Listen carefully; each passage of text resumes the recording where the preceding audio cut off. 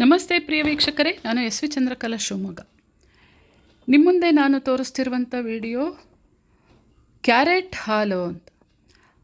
ಕಣ್ಣಿನ ಆರೋಗ್ಯಕ್ಕೆ, ಕೂದಲ ಚರ್ಮದ ಆರೋಗ್ಯಕ್ಕೆ ಅಧಿಕ ಪೌಷ್ಟಿಕಾಂಶವಿರುವ ಈ ಬೇಸಿಗೆಯಲ್ಲಂತೂ ದೇಹದ ಒಂದು ಆರೋಗ್ಯಕ್ಕೆ ಉಪಯುಕ್ತವಾಗಿರುವಂಥ ಕ್ಯಾರೆಟ್ ಹಾಲು ಮಾಡೋದು ಹೇಗೆ ಅಂತ ನೋಡೋಣ. ಕ್ಯಾರೆಟನ್ನು ತುರಿ ಅಥವಾ ಅದನ್ನು ಸಣ್ಣಕ್ಕೆ ಕಟ್ ಮಾಡಿ ಅದ್ರ ಮೇಲಿನ ಸಿಪ್ಪೆ ಎಲ್ಲ ತೆಕ್ಕೊಂಡು ಸಣ್ಣಕ್ಕೆ ಕಟ್ ಮಾಡಿ ಒಂದು ಸ್ವಲ್ಪ ಮೃದುವಾಗಿ ಒಂದು ಪಾತ್ರೆಯಲ್ಲಿ ಸ್ವಲ್ಪ ನೀರು ಹಾಕಿ ಬೇಯಿಸ್ಕೊಳ್ಬೇಕು. ಆನಂತರ ಅದು ತಣ್ಣಗಾದ ನಂತರ ಅದ್ರ ಜೊತೆ ಸ್ವಲ್ಪ ತೆಂಗಿನಕಾಯಿ ತುರಿ, 2 ಏಲಕ್ಕಿ ಮತ್ತು ಕಾಯಿ ತುರಿದಿರೋ ಅದು ಕಾಯಿ ತೆಕ್ಕೊಂಡಿರುವಂಥ ಒಂದು ಲೋಟ ಹಾಲು, ಕಲ್ಸಕ್ಕರೆ ಇಷ್ಟು ಸೇರಿಸ್ಬಿಟ್ಟು ಕ್ಯಾರೆಟ್ ಹಾಲನ್ನು ಮಾಡೋದು. ಹಾಗೆ ತೆಂಗಿನಕಾಯಿ ತುರಿ ಬೇಡ ಅಂದರೆ ಕ್ಯಾರೆಟು ಏಲಕ್ಕಿ ಮಾತ್ರ ರುಬ್ಕೊಂಡು ಅದ್ರ ಜೊತೆ ಅದು ಕುದಿಬೇಕಾದ್ರೆ ಒಂದು ಲೋಟ ಹಾಲು ಸೇರಿಸ್ಬಿಟ್ಟು ಸಕ್ಕರೆ ಅಥವಾ ಬೆಲ್ಲ, ಕಲ್ಸಕ್ಕರೆ ಯಾವ್ದಾದ್ರು ಹಾಕ್ಬೋದು. ಇದು ಬಿಸಿ ಇರುವಾಗೆ ಕುಡಿಯೋಕ್ಕೂ ಚೆನ್ನಾಗಿರುತ್ತೆ, ತಣ್ಣಗಾದಮೇಲೆ ಫ್ರಿಜ್ಜಲ್ಲಿ ಇಟ್ಕೊಂಡು ಕುಡಿಯೋಕ್ಕೂ ತುಂಬ ಚೆನ್ನಾಗಿರುತ್ತೆ.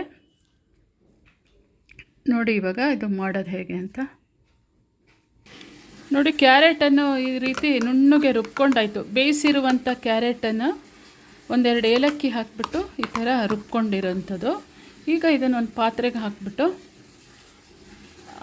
ಕಾಯಿ ಹಾಲು ಅಥವಾ ಅದ್ರ ಜೊತೆ ಸ್ವಲ್ಪ ಕಾಯಿ ಹಾಕ್ಕೊಂಡು ನಾವು ರುಬ್ಕೊಬೋದು. ಇಲ್ಲ ಅಂದರೆ ಹಾಲು ಸೇರಿಸ್ಕೊಂಡು ಸ್ವಲ್ಪ ಕಲ್ಸಕ್ಕರೆ ಅಥವಾ ಸಕ್ಕರೆ, ಬೆಲ್ಲ ಸೇರಿಸ್ಕೊಂಡು ಕುದಿಸ್ಕೊಂಡು ಕುಡಿಯೋಂಥ ಒಂದು ವಿಧಾನ. ನೋಡಿ, ಕ್ಯಾರೆಟ್ ಹಾಲನ್ನು ಈ ರೀತಿಯಲ್ಲಿ ನಾವು ಕುಡಿಯೋಕ್ಕೆ ಬೇಕಾಗಿರೋದ್ರಿಂದ ಸ್ವಲ್ಪ ತೆಳ್ಳಗೆ ಮಾಡ್ಕೊಳ್ಳೋವಂಥದ್ದು. ನಾನು ಕ್ಯಾರೆಟ್ ರುಬ್ಬೇಕಾದ್ರೆ ಅದ್ರ ಜೊತೆ ಸ್ವಲ್ಪ ಕಾಯಿ, 2 ಏಲಕ್ಕಿ ಹಾಕಿದ್ದೆ. ಹಾಗಾಗಿ ಕಾಯಿ ಹಾಲು ಅದರೊಳಗೆ ಬಿಟ್ಕೊಂಡಿರುತ್ತೆ. ನೀವು ಕಾಯಿ ಬೇಡ ಅಂದರೆ ನೀವು ಹಾಲು ಸೇರಿಸ್ಕೋಬೋದು.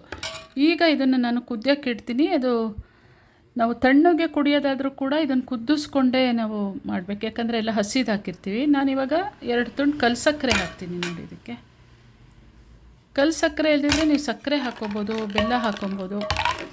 ನಾನು ಕಲ್ಸಕ್ಕರೆ ಸ್ವಲ್ಪ ಜಾಸ್ತಿ ಉಪಯೋಗಿಸೋದ್ರಿಂದ ಕಲ್ಸಕ್ಕರೆ ಇರುತ್ತೆ, ಕಲ್ಸಕ್ಕರೆ ಹಾಕಿದ್ದೀನಿ.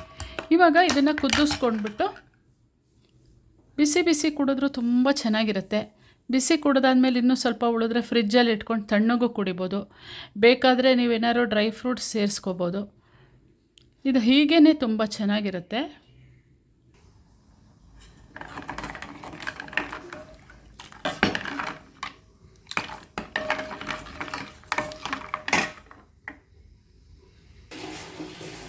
ನೋಡಿದ್ರಲ್ಲ ಪ್ರಿಯ ವೀಕ್ಷಕರೇ, ಕ್ಯಾರೆಟ್ ಹಾಲು ರೆಡಿ ಆಯಿತು.